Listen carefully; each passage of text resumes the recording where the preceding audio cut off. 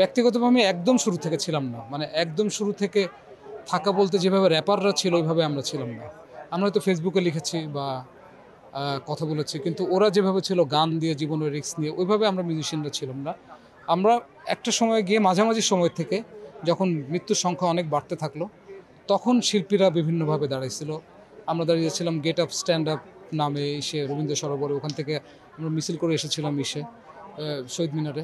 আরও ফিল্মের লোকেরা, থিয়েটারের লোকেরা, সবাই, চারুকলার ফটোগ্রাফাররা সবাই তাদের সাথে সংহতি জানিয়েছিল। সেই সংহতি নিতে আমাদের যতখানি করার কথা ছিল আমরা ঠিক ততখানি হয়তো করতে পারিনি, কিন্তু আমরা যতটুকু পারার ততটুকু করেছি। কারণ আসলে অনেক দিনের ভয়ের সংস্কৃতি তো, মানে অনেক ধরনের, মানে অনেক দিন ধরে, বিষয়টা 5 বছর হলে একটা আলাদা জিনিস হতো, 15-16 বছর ধরে একটা চর্চার ভিতর দিয়ে সবাই সার্ভাইভ করে গেছে। তো সবারই অনেক ধরনের জড়তা ছিল, ভয় ছিল, কি হতে যাচ্ছে। আর এখানে যে আসবে আসলে কেউ তো টের পায়নি।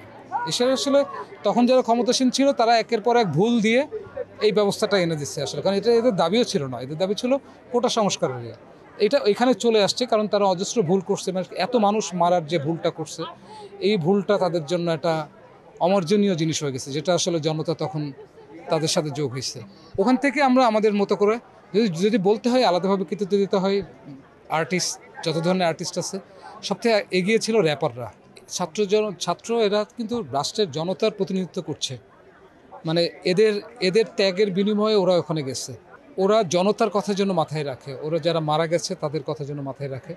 কেন হয়েছে? এখন একটা শূন্যতা তৈরি হয়েছে, এটাকে আমরা নতুন একটা বাংলাদেশ তৈরি করতে পারি, যে আমাদের যেটা আগে ছিল যে সাম্প্রদায়িক এটা ও ওটা ও, আমরা এই জিনিসটার ভিতর থেকে বের হয়ে আসি, যে একটা দেশে অনেক ধরনের মানুষ থাকে, সে অনেক ধরনের মানুষ কিভাবে পাশাপাশি সহাবস্থান করতে পারে কোনো সহিংসতা সংঘাত ছাড়া।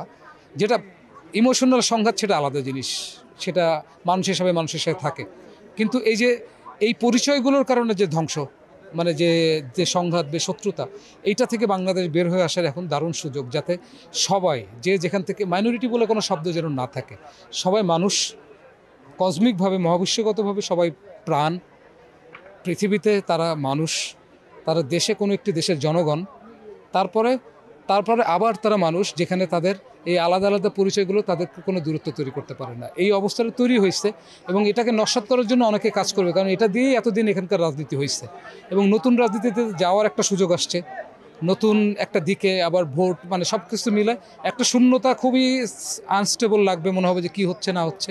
এটা আস্তে আস্তেই, আর যদি ওরকম হয় যে মানুষ আসলে যে জন্য আত্মাহুতি দিচ্ছে ওইটা হচ্ছে না, এই ছাত্র জনতাই আবার প্রতিবাদ করবে। সো প্রতিবাদ করে যে তারা একটা দরজা খুলতে পারে, এটা তারা জেনে গেছে। এটাই আমাদের সবচেয়ে বড় প্রাপ্তি, যে আমরা যেটা কল্পনাও করছিলাম না, যে আমাদের কথা বলতে চাই, আমরা কথা বলতে চাই, আমরা সমালোচনাও করতে চাই, সেইটা করার সুযোগটা দেয়। যে মানুষ এখন এত কথা কেন বলছে, কারণ অনেক দিন কথা বলতে পারিনি, সেই শূন্যতার একটা সুযোগ, এই সুযোগটা নিশ্চিত আশা করি ছাত্ররা, ওরা ভালো বুঝে, ওরা জানে যে কাদের আত্মত্যাগের বিনিময়ে এখানে আসছে, এবং সকল ধরনের যারা পক্ষে বিপক্ষে যেই মৃত্যুবরণ করেছে, যার ক্ষতি হয়েছে, আমরা এটা কোনোভাবেই মেনে নিতে পারি না।